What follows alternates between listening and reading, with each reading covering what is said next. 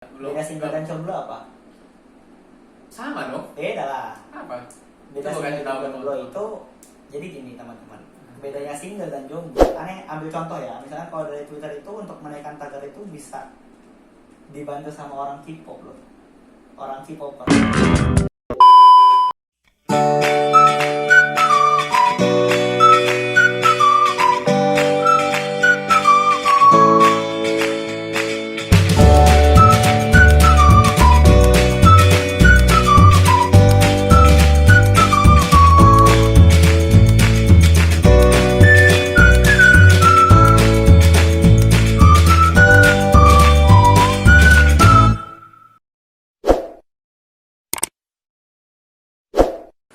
Assalamualaikum warahmatullahi wabarakatuh. Selamat datang di Yayashi Channel.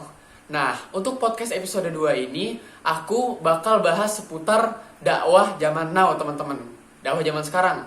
Yang dakwah zaman sekarang tuh sangat berbeda loh dengan dakwahnya di zaman Rasulullah SAW. Seperti apa pembahasannya? Tonton video ini sampai habis. Oke, teman-teman, sekarang aku udah bareng sama pembicaranya nih. Namanya Sultan Muhammad Rafi, ya. Salah lagi kan? Salah lagi. Ya, Ya, yang salah bener apa lagi. dong? Namanya Muhammad Sultan Rafi, ya kan? Muhammad Sultan Rafi, bukan Muhammad. Sultan Muhammad, tapi Muhammad Sultan Rafi. Oh, Muhammad Sultan Rafi. Ya. Maaf, salah maaf. Ya, Muhammad Sultan Rafi dipanggil Sufi, Sultan Rafi juga boleh terserah. Intinya tidak melenceng dari nama itulah. Karena Sufi juga ada artinya Sultan Rafi itu gitu. Asal dari? Soalnya dari Bekasi, ya biasa planet jauh harus pakai visa ke sananya. Oh, bisa. Ya kan? Visa khusus, visa roket untuk sampai planet Bekasi kan. Oke, langsung kita ke pembahasan ya. Ya, pembahasan yang pertama menurut Bang Sufi nih, dakwah itu apa sih? Dakwah, berat ya. Dakwah tuh berbicara masalah dakwah tuh berat kayak hubungan ente sama dia kan.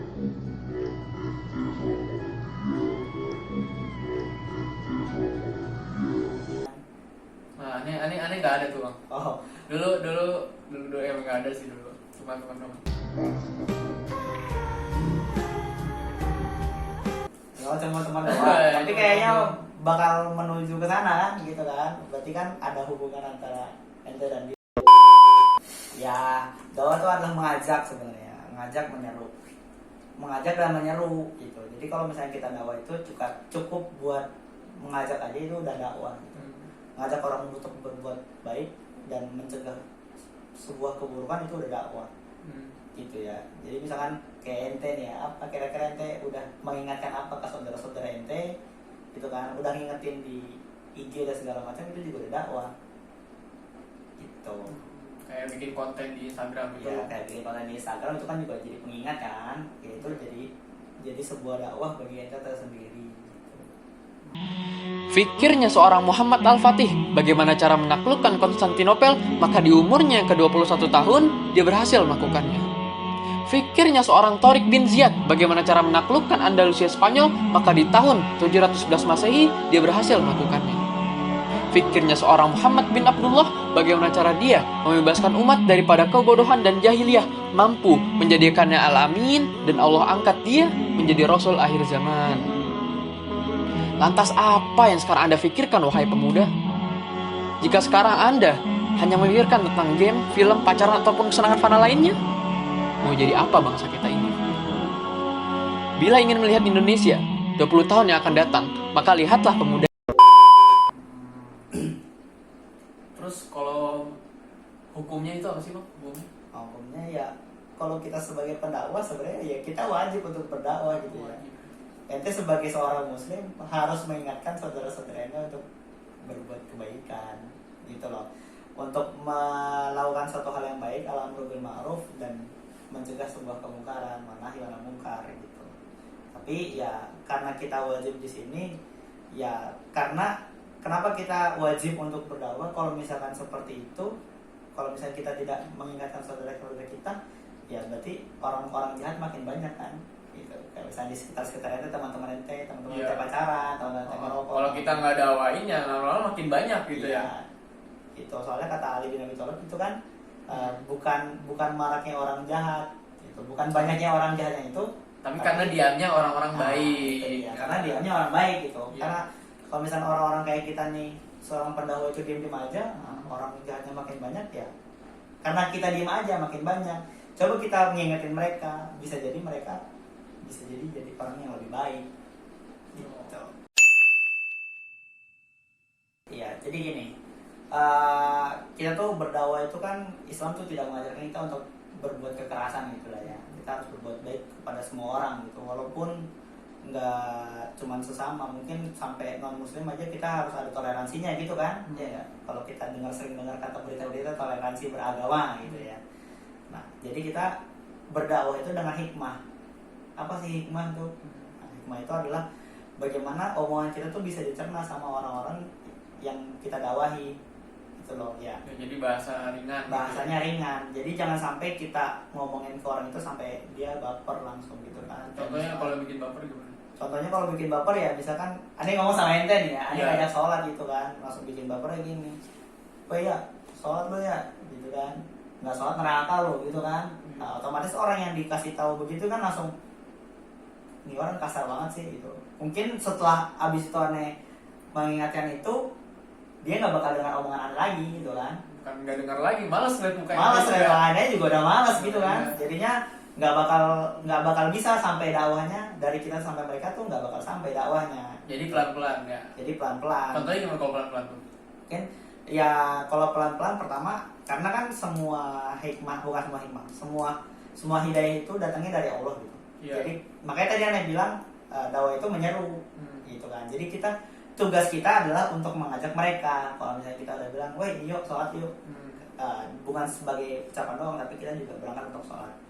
Karena kita itu nanti bakal hujah kita kepada Allah itu, nah, alasan kita sama Allah, kalau misalnya dibilang, kok dia nggak sholat gitu, kita bilangnya gimana? Ya Allah, saya udah ingetin dia. Bentar. Tadi hujah itu apa? Nah, Takutnya ada yang nggak ngerti nih. Hujah itu alasan. Tadi Alasan. alasan kita di hadapan Allah bilangnya, ya Allah saya udah ingetin dia nih. Saya udah ingetin dia nih. Berarti saya tinggal tanggung jawab mereka mau apa tidak. Iya benar. Tanggung jawab kita hanya sebagai mengingatkan gitu. Iya benar. Kalau misalnya kita ngingetinnya aja di awal udah nggak enak, berarti kan alasan kita untuk bilangnya ya Allah saya udah ingetin dia. Mana buktinya orang dianya aja nggak mau dinasihatin, bukan nggak mau dinasihatin, buktinya dia aja sampai ketemu sama ente aja nggak mau. Gitu. Gimana caranya kita untuk bisa menasihati dia, ngajak dia, gitu loh. Makanya kita harus pelan-pelan. Nah ini ada rasanya kebetulan cowok. Tuh. Kalau misalkan itu mungkin dia pacaran, mungkin dia ngerokok, atau mungkin menauzubillah dia zina, atau dia minum minuman homer gitu, minuman keras. Nah kira-kira apa yang harus Anda lakukan gitu? Bertemu orang seperti itu, yang pertama Anda harus lakukan adalah Anda harus tahu dia dulu, gitu kan?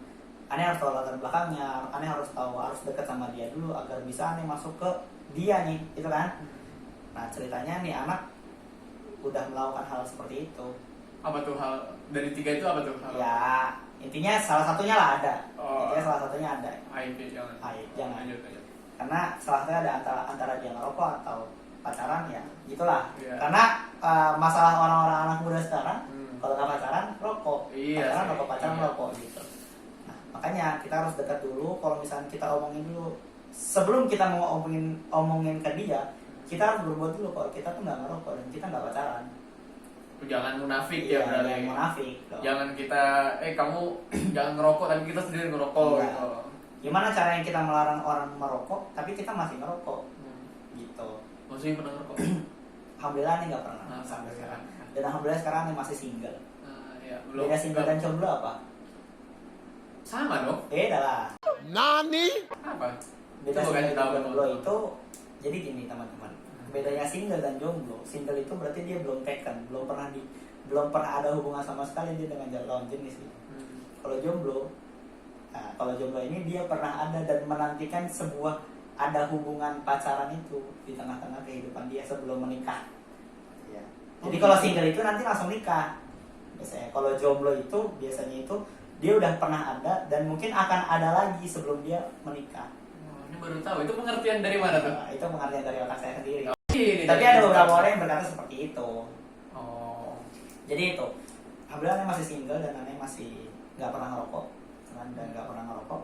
Jadi aneh ngomongin ke dia itu pertama ya perbuatan aneh nggak ngerokok dan aneh nggak pacaran, ya itu udah benar kan. Iya. Nah kadang yang kedua ini aneh ngomongin ke dia baik-baik. Dan ingat seorang pendakwah itu harus sabar, nggak boleh baper. Kalau misalnya tadi kita harus menjaga hati orang biar nggak baper, Iya. kita nggak boleh baper gitu. Hukum rokok itu apa sih? Jadi gini, aneh belum bisa Makruh atau haram tuh? aneh belum bisa memastikan hukum rokok itu seperti apa. Tapi yang jelas itu ya rokok itu kalau soalnya ada beberapa ustadz juga ulama juga yang masih merokok, gitu kan. Jadi Iya. itu kan. Jadi ada juga yang bilang makruh, ada juga yang bilang haram. Gitu. Yang makruh ini mereka mungkin yang masih merokok juga. Tapi yang jelas kenapa aneh lebih memilih untuk yang melarang merokok karena ya tidak baik bagi kesehatan dan itu juga mengganggu orang lain yang tidak merokok. Ya ente nggak ngerokok, aneh ngerokok, ente jadi pasif. Iya. Gitu Lebih parah malah. lebih pasti. parah malah, iya kan? Nah makanya kalau misalnya ketika aneh berbicara sama orang merokok, bicara pelan-pelan dan kalau misalkan bicaranya aneh ajak diskusi. Kan kira-kira ente ngerokok nih buat apa sih gitu? Buang-buang duit ya. Pertama buang-buang duit. Habis itu aneh bilang kalau misalkan ente bisa mengurangi rokok ente, hal manfaat apa yang bisa ente dapat dari duit yang ente tabungin?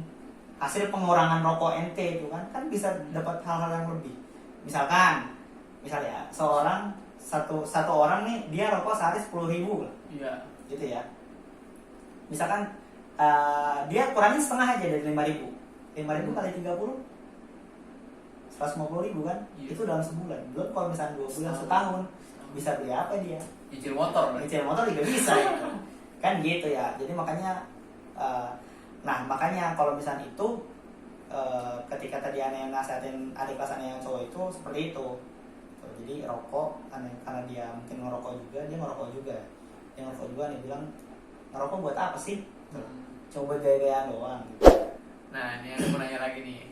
Kalau misalnya ente kan sekarang single nih. Ya. Kalau misalnya tiba-tiba ada ukti yang deketin ente, gua gombalin atau gimana, pokoknya deketin ente bakal terima atau tolak dengan Jadi pelan-pelan atau tolak gimana? ada punya pengalaman pribadi. Pernah dideketin nih? Pernah dideketin dan udah pernah jarang-jarang ada cewek menyatakan cinta pada cowoknya kan. Wah, ini nyatain cinta. Iya, udah nyatain cinta kan. Tapi tapi ya aneh udah pernah berprinsip kalau misalnya aneh itu nggak boleh pacaran dan itu dilarang dan merokok tuh dilarang juga. Dan sampai aneh. Nice. Nah, jadi ya otomatis aneh tolak dong. Tapi aneh lihat tolaknya secara baik-baik. Gitu, jangan sampai menyakiti hati orang lain seperti itu ya. Itu yang bikin dia tertarik apa tuh? Nggak tahu ya. Pikiran mereka beda. Itu nolaknya itu gimana cara nolaknya itu? Intinya menolak, jangan pokoknya Bicara seindah pelan-pelan.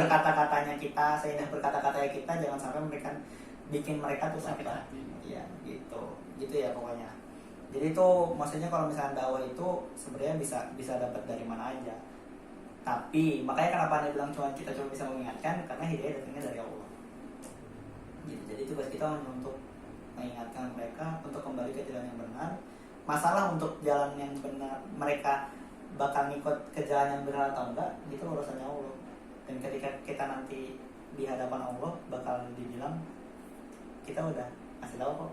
Nah, tapi di samping itu kita harus butuh support juga ya dari teman-teman kita. Ya enggak? Makanya dakwah itu butuh butuh grup gitu. Kalau di kampus itu namanya lembaga dakwah kampus. Ya, itu butuh grup kan. Misalkan nanti main Twitter biar juga makin kan. semangat gitu ya. Nanti main Twitter juga kan. Makanya kalau misalkan dakwah lewat media Instagram itu butuh sebuah komunitas ya enggak untuk mendukung dakwah ente ya kan.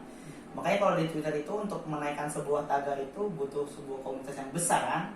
Makanya makanya seorang muslim itu seorang pendakwah juga sebagai umat muslim harus bersatu padu untuk menyampaikan suatu hal yang bermanfaat. Masa kalau misalkan dari orang aneh ambil contoh ya, misalkan kalau dari Twitter itu untuk menaikkan tagar itu bisa dibantu sama orang K-pop loh.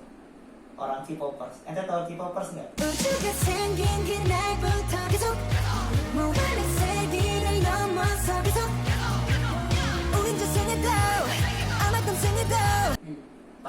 Tahu namanya doang. Oh, Nggak pernah nonton. Nggak tertarik. Gitu. K-popers itu ya kalau ibu tahu lah ya. Ya, ibu tahu. Ibu tahu kan. Nah kalau K-popers itu ya lagu-lagu orang-orang suka lagu Korea gitu. Oh, Korea. Korea. Pokoknya lebih ke Korea. Kalau wibu kan lebih ke Jepang. Anime Jepang gitu, gitu. ya. Nah, dengan bantuan mereka bisa naik tuh tagar. Mereka aja untuk menaikkan suatu isu aja, kayak kemarin kan misalkan dari yang aksi mahasiswa aja mungkin ada juga masukan dari mereka gitu, yang bikin tagarnya tuh naik malah. Iya. Nah, mereka aja untuk menaikkan sebuah isu aja, Bisa. untuk menaikkan sebuah misalkan dengan karya idola mereka BTS gitu kan, atau mungkin dari anime apa One Piece gitu.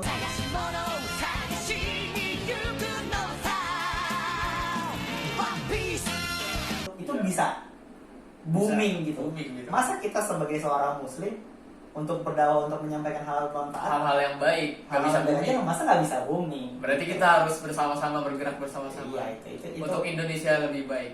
Hidup mahasiswa. Hidup mahasiswa! Hidup mahasiswa! Hidup rakyat Indonesia! Hidup rakyat Indonesia! Hidup perempuan Indonesia! Hidup perempuan Indonesia! Hidup Hijau Toska! Hidup Hijau Toska! Bukan karena banyaknya orang jahat kezaliman itu akan berlanjut, Nah, tapi iya, karena diamnya orang-orang baik. Gitu. Maka Karena orang dia baik nggak yang baik, diam, dia nggak mau peduli dengan sekitar dia. Sampai-sampai dalam sebuah riwayat kayaknya itu kalau misal orang baiknya aja diam, itu bakal sama azabnya sama kayak orang-orang yang melakukan sama-sama orang-orang yang ngelakuin maksiat itu sendiri gitu. Gitu. Jadi seperti itu ceritanya. Makanya kita harus ngingetin lah, seminimalnya kita ngingetin sekali. Kalau misalnya nggak mampu sekali, 2 kali, 3 kali, jangan sampai kita tuh bosan dengan dakwah kita. Nah, jadi gitu teman-teman. Kalau misalnya kalian kebaikan, contohnya seperti sholat berjamaah di masjid, ngajak teman-teman yang lain, jangan ke masjid sendiri doang gitu ya bang. Iya. Ya. Kita sebagai orang yang mengerti agama ya harus mendakwahi yang lain juga, mengajak yang lain juga. Karena itu kewajiban seorang muslim juga ya bang. Iya benar. Nah, Jadi ya. ya seperti itulah. Mau ke masjid sendiri, kita udah ngajak tapi iya mungkin di jalannya kita sendiri, tapi kita sebelumnya udah pernah ngajak. Ya, setidaknya mengajak gitu Iya. loh. Oke, terima kasih kepada teman-teman yang sudah menonton video ini sampai habis. Ya, ditunggu tontonan video podcast selanjutnya. Assalamualaikum warahmatullahi wabarakatuh.